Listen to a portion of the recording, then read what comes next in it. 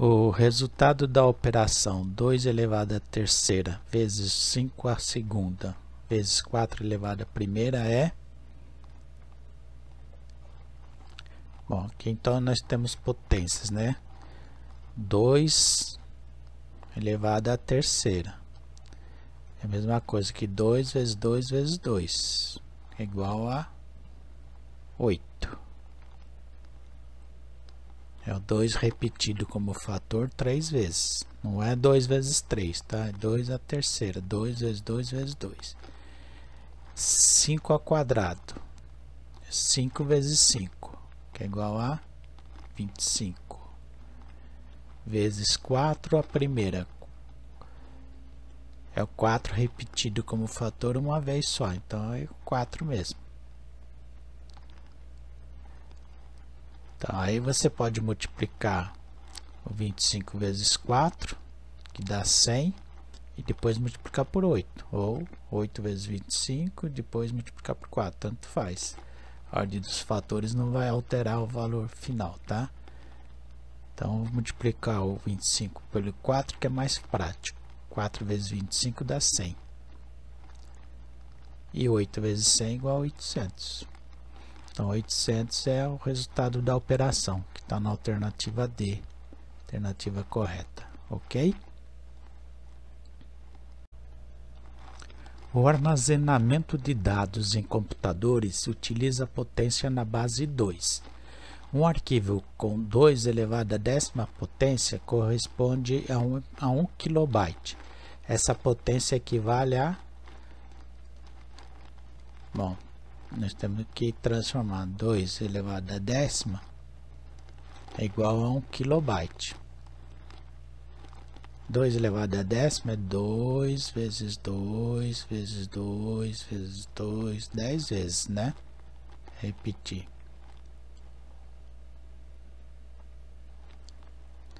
3, 6, 9, 10. Então, tem que multiplicar tudo e ver o resultado. Então, 2 vezes 2, 4, 8, 16, 32, 64, 128, 256, 512, 1024. Então, 1 kilobyte equivale a 1024 bytes. Certo? Está na alternativa C.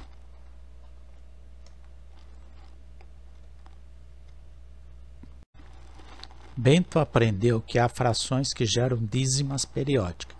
Ao observar a fração 52.900 avos, não, Bento calculou corretamente que a dízima periódica é 52 fração é a mesma coisa que 52 dividido por 900. Então, 52 não dá para dividir 900, coloca um zero no quociente, uma vírgula e um zero. Ainda não dá, coloca mais um zero. Agora você vai dividir 5.200 por 900. Quantas vezes 900 cabe no 5.200? 6 vezes é muito, então vamos por 5. 5 vezes 0, 0, 5 vezes 0, 0, 5 vezes 9, 45. Aí faz a diferença. 5.200 menos 4.000 dá 700. Coloca mais um zero e continua a divisão. Quantas vezes 900 cabe no 7.000? 8 é muito, colocar 7. 7 vezes 0, 0, 7 vezes 0, 0, 7 vezes 9, 63. Ó, vai dar a mesma diferença, né? Então aqui sempre vai dar 7.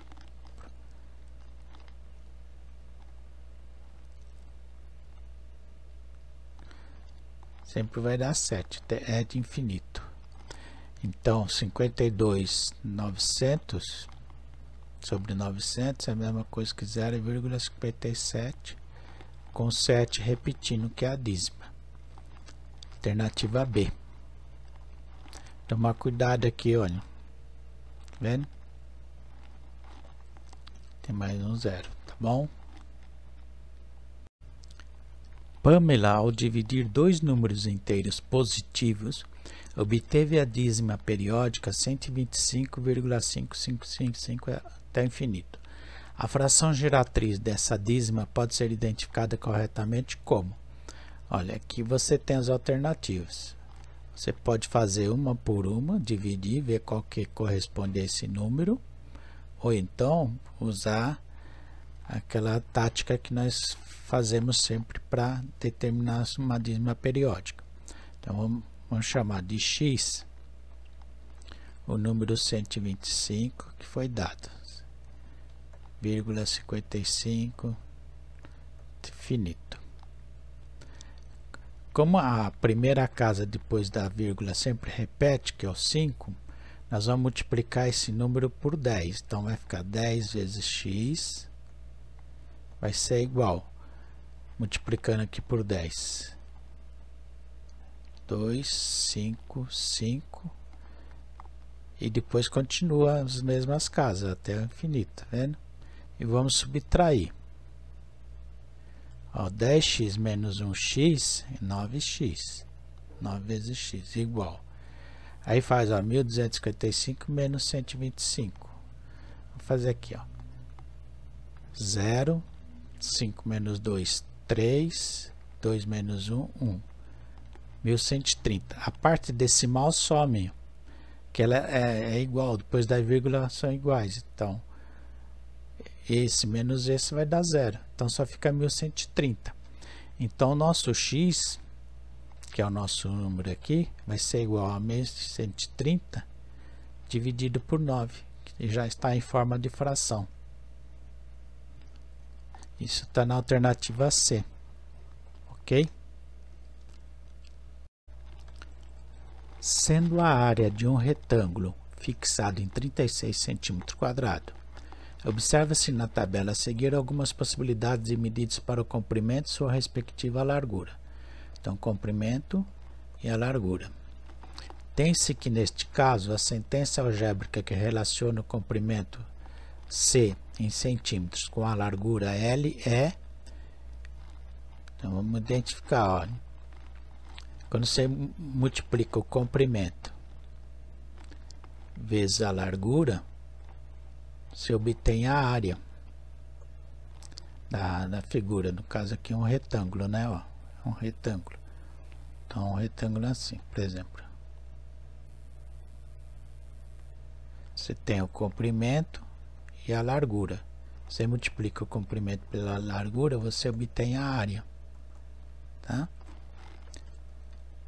Então, aqui, ó, 18 vezes 2 dá o 36. 12 vezes 3, 36. Comprimento vezes largura, 9 vezes 4, 36. 6 vezes 6, 36. Tá? Então, a área é comprimento vezes largura. Ou a área pode ser igual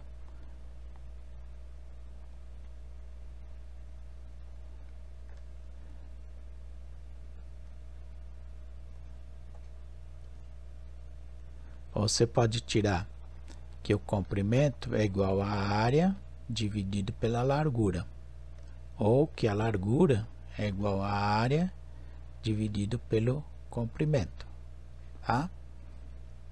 Se pegar assim, ó, 36 dividido por 2 dividido pela largura, você obtém o comprimento, ó, 36 dividido por 2 dá 18, 36 dividido por 3 dá 12, entendeu?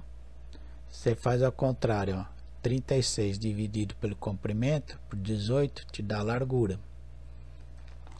Então isso está na alternativa A, olha. Comprimento é igual a área dividido pela largura. A área, no nosso caso, 36. Ok? Dos gráficos abaixo, o que representa grandezas diretamente proporcionais é... Então, grandezas diretamente proporcionais, nós temos quando uma grandeza cresce, a outra também cresce. Quando a outra diminui, a outra também diminui. Como uma diminui, a outra também diminui. Então, e ambas passo pela origem, tá? Então tem que ser uma reta que passa pela origem. Então essa aqui é curva, não dá, uma função de segundo grau, aqui também é. E a letra A é uma reta, porém ela não passa pela origem, ó, tá fora da origem, tá? Então a letra C é a alternativa correta. Uma árvore de 2,5 metros de altura, em uma certa hora do dia, faz uma sombra de 3 metros. Sabendo-se que a sombra da árvore é proporcional ao seu tamanho, então uma outra árvore de 7 metros de altura, próxima da primeira, nesse mesmo instante terá uma sombra de... Então você tem uma árvore, está projetando uma determinada sombra. A árvore tem 2,5 metros, mostrando uma sombra de 3 metros. Uma outra árvore próxima, bem mais alta, né? De 7 metros, vai projetar qual sombra? X, tá? Então, olha, a gente tem que fazer 2,5 está para 3, é diretamente proporcional, né? Assim como 7 está para x. Então, produto dos meios igual ao produto dos extremos. Multiplicar em cruz. 2,5 vezes x é a mesma coisa que 3 vezes 7. Então, x vai ser igual a 21, 3 vezes 7, dividido por 2,5. Fazer essa conta. Iguala as casas, corta a vírgula e faz a divisão como se fosse 2 inteiros. 8 vezes 5, 40. 210, uma vírgula, 4. 4 vezes 25, 100. Deu exata, 8,4. Então a sombra vai ter 8,4 metros, que está na alternativa C. Boa. Para produzir 500 metros de um cabo telefônico, 6 operários levam 12 dias de trabalho regular. A quantidade de dias necessários de trabalho regular para produzir a mesma quantidade de cabo com 9 operários é de... Então, olha aqui, nós vamos montar uma regrinha de 3. Eu tenho assim, ó, operários. 6 operários trabalhando. Tempo, né? Demora 12 dias de trabalho.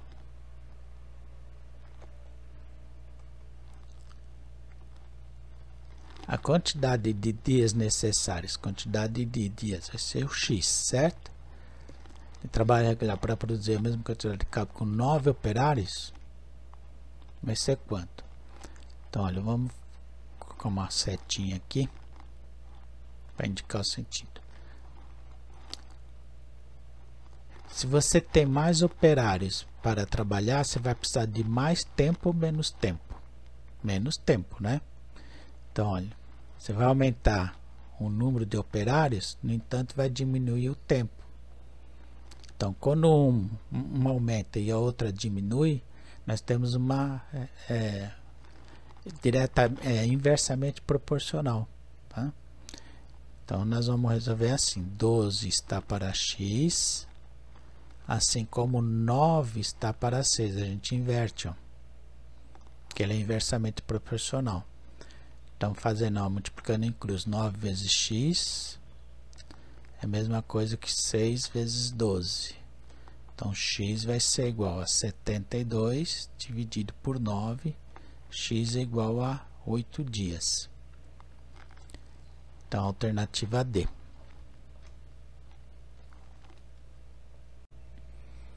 Alberto tem um terreno retangular de dimensões 15 metros e 20 metros. Ele quer construir um galpão para armazenar sua colheita de arroz. Alberto deseja que esse galpão tenha o formato de um triângulo conforme a figura. Tem a figura aqui. Sabendo-se que um dos lados do galpão será construído exatamente sobre o lado do terreno e a uma distância igualmente de 5 metros dos dois lados do terreno, podemos afirmar que as áreas do terreno e do galpão são respectivamente. Ele quer construir um galpão, tem um formato retangular, né? Então vai ser esse aqui, onde vai ficar o galpão. Então ele está perguntando as áreas do terreno e do galpão respectivamente. Então primeiro a área do terreno. A área do terreno vai ser igual lado vezes lado. Então 20 metros, que é retângulo, né? Vezes 15 metros, que é igual a 300 metros quadrados. Então a área do terreno é 300 metros quadrados. Com isso você fica entre a alternativa B e a alternativa C. A letra A é falsa e a letra D também é falsa. Porque embora aqui ó, tenha 300 metros quadrados, mas esse 300 metros é do galpão por causa dessa palavrinha, ó, respectivamente. Primeiro o terreno e depois o galpão. Então agora a área do galpão é um triângulo, né? Como é que calcular a área do triângulo? Base vezes a altura, né? Dividido por 2. A altura desse galpão vai ser 15 metros, olha.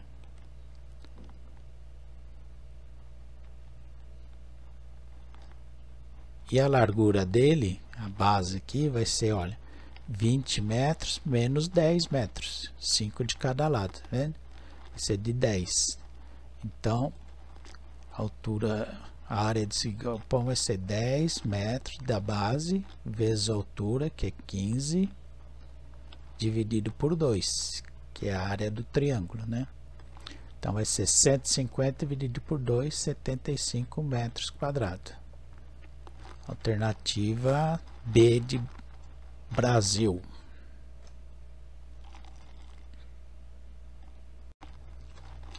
Uma metalúrgica deverá produzir peça em chapa de aço conforme o desenho abaixo. A área da peça é... Então nós temos que calcular a área total, tá? Quando isso ocorre, é mais fácil a gente dividir isso aqui em áreas. Vamos chamar isso aqui de área 1, área 2 e área 3. Então eu dividi, ó, nesse retângulo. Vamos calcular a área 1. Vai ser igual. É um retângulo, né? Esse lado vezes esse lado. 2 vezes 4. 2 centímetros vezes 4 centímetros. Que é igual a 8 centímetros quadrados. Centímetro vezes centímetro, centímetro quadrado. E a área 2. Vai ser igual. A área 2 é um triângulo, né? Esse triângulo retângulo aqui, ele tem 2 centímetros de base vezes a altura, que é 2 também, olha, que é a mesma altura aqui, 2 centímetros por 2 centímetros. A área de um triângulo é base vezes a altura dividido por 2.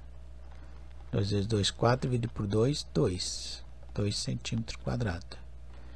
E a área 3, que é um outro retângulo, que ele é um retângulo de 3 centímetros por 2 centímetros. 3 centímetros vezes 2 centímetros, que é igual a 6 centímetros quadrados. Aí no total vai dar 16 centímetros quadrados, somando tudo, né? Somando as áreas. 8 mais 2, 10, mais 6, 16. Está na alternativa B. A população do Brasil por grupo etário vem se modificando ao longo dos anos. Abaixo tem-se uma tabela com estimativa para 2020 do IBGE, com a população dividida por grupo etário. Então aqui eu tenho a tabela do grupo etário de 0 a 4 anos, tem 14.730.311 número de pessoas e vai mostrando por um. Aí qual o gráfico mais adequado, né? Observando os gráficos apresentados, qual é o mais adequado para representar o conjunto de dados da tabela? Então, todos esses gráficos estão representando essa tabela. Então, verificando aqui, olha, o item D, alternativa D, ele está errado aqui, ó, o grupo etário, ele vai só de 0 a 20 anos. E está errado, então isso aqui você já cancela, tá? Os outros gráficos você tem que ver aquele que é melhor e mais adequado para se observar esses dados aqui na tabela, tá? Então esse redondo aqui, olha, ele pode estar até correto, né? Faz de conta que você não tem a tabela e você tinha só esse gráfico para olhar. Ele está correto, mas ele é meio difícil de enxergar, de verificar, né, o quanto tem de cada um, a quantidade, né? Então isso aqui também cancela. Você vai ficar só entre o A e o C. Agora o gráfico de barras aqui é bem melhor e mais adequado para mostrar esse tipo de dados, né, do que esse gráfico aqui mostra a tendência. Então a alternativa C é o gráfico mais adequado para se mostrar esses dados, tá?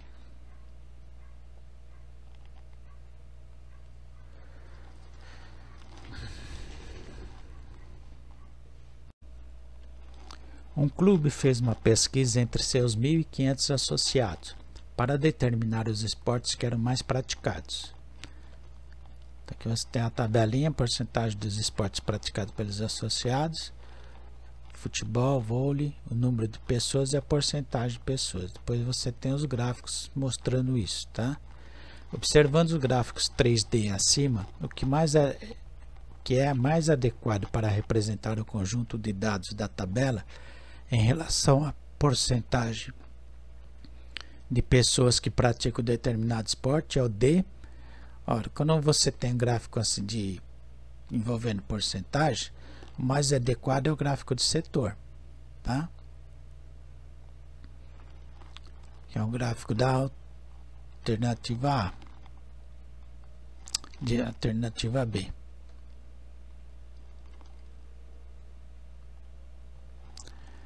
Então aqui é o A, fora de ordem aqui, né? O B, gráfico de setor, o de barras C e o D.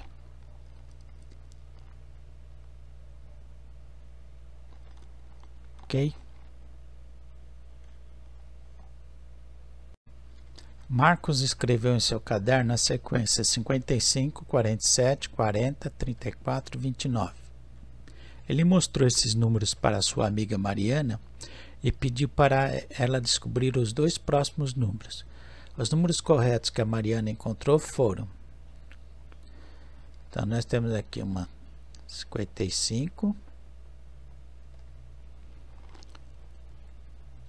47, 40, 34, 29, tem que descobrir, Mariana tem que descobrir esse número e esse próximo aqui. Quem será esse? Quem será esse? Tem que descobrir um padrão, se existe aqui, olha. Se nós fizermos 55 menos 47, a diferença vai ser 8. Se fizer 47 menos 40, a diferença vai ser 7, já vai diminuindo 1. 40 menos 34 vai dar 6.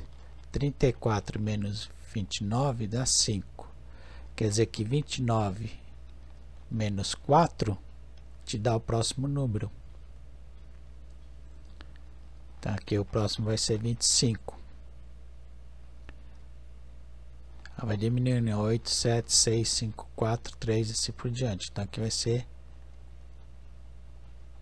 29 menos 4, 25. E 25 menos 3 dá 22. Então esses aqui serão os próximos números que a Mariana encontrou. 25 e 22, que está na alternativa C. Às vezes é um pouquinho complicado de enxergar o padrão, tá? Mas normalmente quando fala de sequência assim, você tem um padrão que você tem que descobrir qual é, tá? Observe as seguintes situações. Situação primeira. Um pedreiro levou um dia para construir um muro. Dois pedreiros trabalhando no mesmo ritmo levariam metade do tempo. Situação 2. Um time de futebol marcou um gol nos primeiros 10 minutos do jogo. Portanto, após 30 minutos, terá marcado 3 gols. Situação 3. Em um restaurante, 100 gramas de comida custa R$5. Então, 400 gramas custará R$20. Situação 4. Uma pessoa leu um livro em 15 dias. Em um ano, ela terá lido 24 livros. As situações onde a proporcionalidade são... Bom, vamos começar por... na situação 4. A pessoa leu um livro em 15 dias. Em um ano, terá lido 24 livros. Isso pode não ser verdade. Pode até ser verdade, mas pode não ser. Porque não há proporcionalidade aqui. Que ela pode parar, pode não querer mais ler o livro. Então, aqui não é falso. A situação 3. Um restaurante, 100 gramas de comida custa 5. Então, 400 gramas vai custar 4 vezes mais R$20. Então, aqui há proporcionalidade, que é verdadeiro.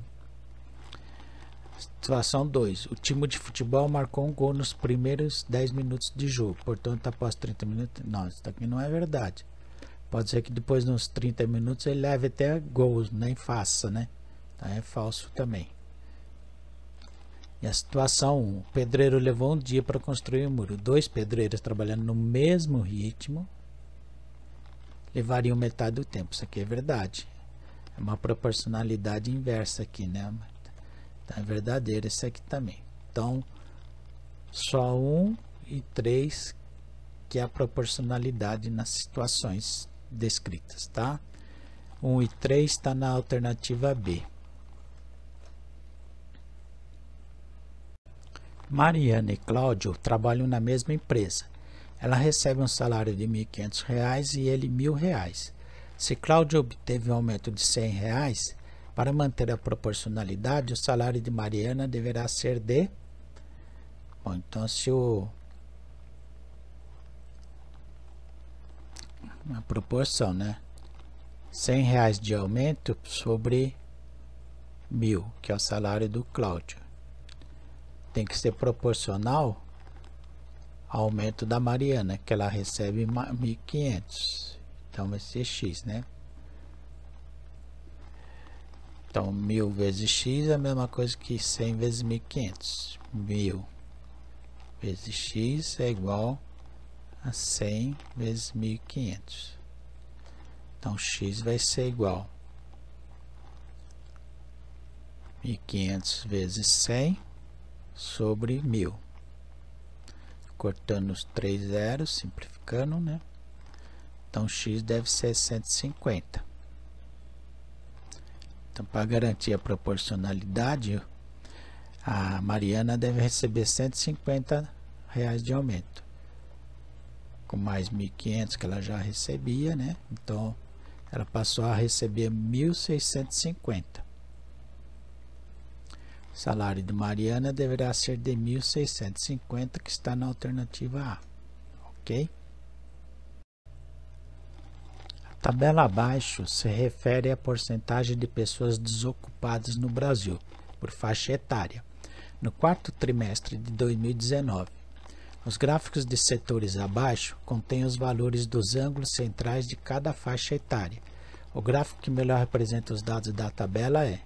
Então vamos olhar na tabela, ó, a tabela foi dada em porcentagem. Faixa etária de 14 a 17 anos tem 8% desocupados. 18, 24, 31% e assim por diante, né?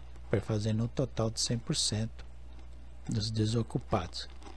Então olha, vamos ver o gráfico A. Está mostrando aqui. Tem a legenda. Deixa eu ampliar um pouco.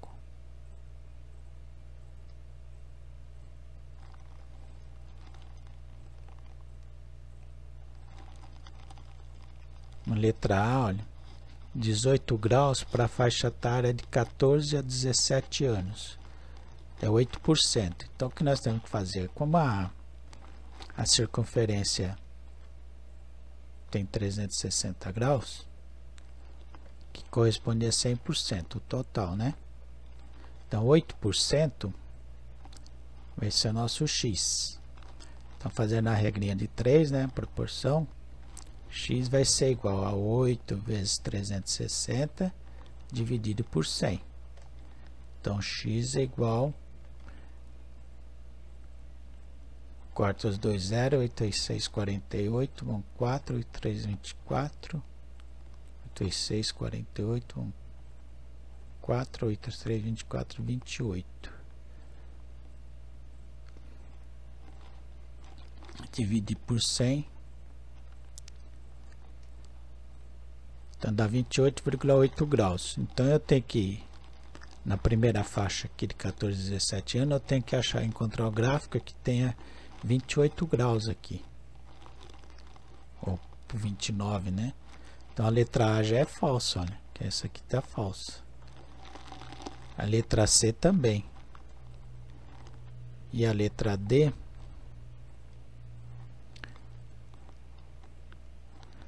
letra D está mostrando 18 graus, então também é falso.